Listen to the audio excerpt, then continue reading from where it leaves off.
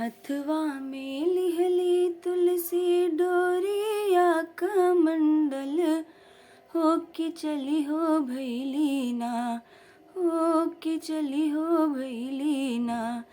करे जमुना स्नानवा, हो कि चली हो भैली ना।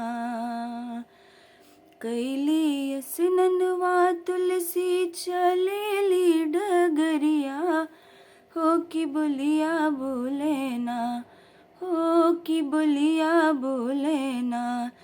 सगरी नगर के लोगवा, हो कि बोलिया बोले ना। इतना सुनते तुलसी घर चली अली, हो कि आके तुलसी ना, हो कि आके तुलसी ना। रोए बाबा के समनवा, हो कि आके तुलसी ना। के तो का मरले तुलसा के गरिएले, हो के तुलसाना। तुह का घरवा से निकल ले, हो के तुलसाना। तुह का घरवा से निकल ले, हो के तुलसाना। नाही केहू मरले बाबा, नाही गरिएले, हो कि बोलिया बोले ना। लोगवा बोलिया बोले ना।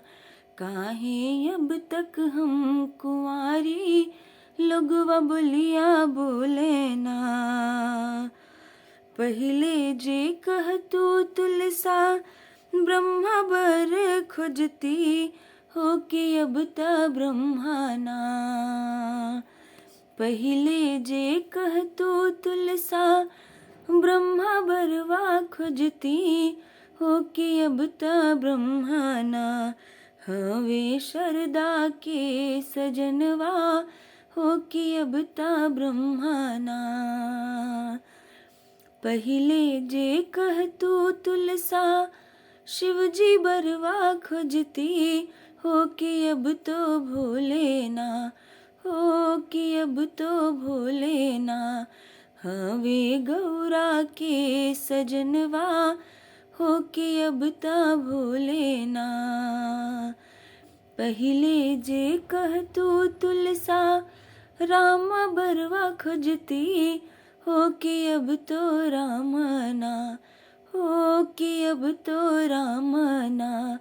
हवे सीता के सजनवा, हो कि अब त रामना। पहले जे कहतू तुलसा कान्हा बरवा खोजती, हो कि अब त कान्हा ना, हो कि अब त कान्हा ना। हवे रुक्मणी के सजनवा, हो कि अब त कान्हा ना। हवे रुक्मणी के सजनवा, हो कि अब त कान्हा ना। हथवा में लिहली तुलसी डोरिया कमंडल, हो कि चली हो भैली ना, हो कि चली हो भैली ना। करे जमुना स्नानवा, हो कि चली हो भैली